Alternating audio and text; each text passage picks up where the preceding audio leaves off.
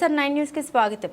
MLC పట్టభద్రుల ఎన్నికల సందర్భంగా వరంగల్ తూర్పు మాజీ ఎమ్మెల్యే నన్నపునేని నరేందర్ ఆధ్వర్యంలో జరిగిన వరంగల్ తూర్పు పట్టభద్రుల సన్నాహక సమావేశానికి ముఖ్య అతిథిగా BRS party working president KTR పాల్గొన్నారు. ఈ సందర్భంగా మాట్లాడుతూ రైతు బిడ్డ చదువుకున్న యువకుడు మన రాకేష్ ఎమ్మెల్సీ అభ్యర్థి, మహిళల మెడలో తాలిబొట్టు కొట్టేసే అభ్యర్థి, కాంగ్రెస్ పార్టీ అభ్యర్థి. కాంగ్రెస్ పార్టీ అరచేతిలో వైకుంఠం చూపించి అధికారంలోకి వచ్చారు. కాంగ్రెస్ అధికారంలోకి వచ్చాక రాష్ట్రంలో విద్యుత్ కోతలు మొదలయ్యాయి.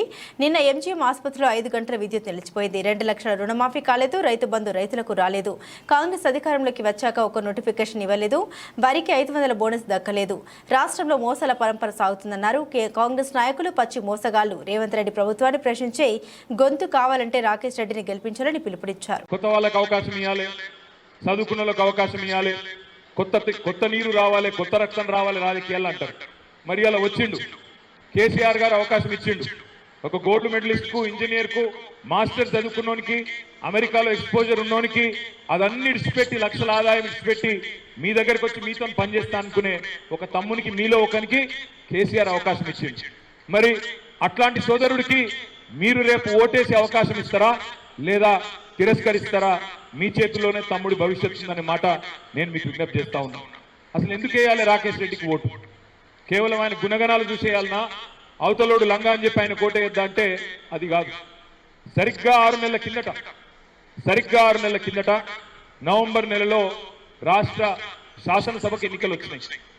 మేము అందరం వచ్చినాం వరంగల్కి. కేసీఆర్ గారు వచ్చినారు, ఇక్కడ వేదిక మీద కూర్చున్న నాయకులు అందరూ వచ్చినాం.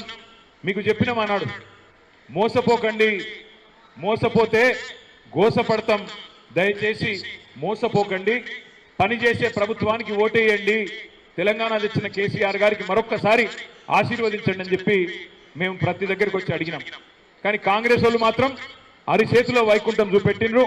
మీకు ఏది కావాలంటే అది ఫ్రీ అన్నారు. బస్సు ఫ్రీ అన్నారు, బంగారం ఫ్రీ అన్నారు, స్కూటీలు ఫ్రీ అన్నారు, నెలకు 2500 ఆడపిల్లలందరికీ 18 ఏళ్ళు నిండిన ఆడపిల్లలకు అన్నారు, నిరుద్యోగులకు నిరుద్యోగ భృతి అన్నారు 4000, ముసలోళ్ళకి 4000 పెన్షన్ అన్నారు, రైతులకు 2 లక్షల రుణమాఫీ అన్నారు. కేసీఆర్ 10,000 ఇస్తే నేను 15,000 ఇస్తా అన్నాడు. అర్రాస్ పాట లెక్కనే కేసీఆర్ రూపాయి ఇస్తే నేను 2 రూపాయలు ఇస్తా అని చెప్పి మొత్తానికి గందరగోళం చేసి ఓట్లు వేయించుకున్నారు. ఇవాళ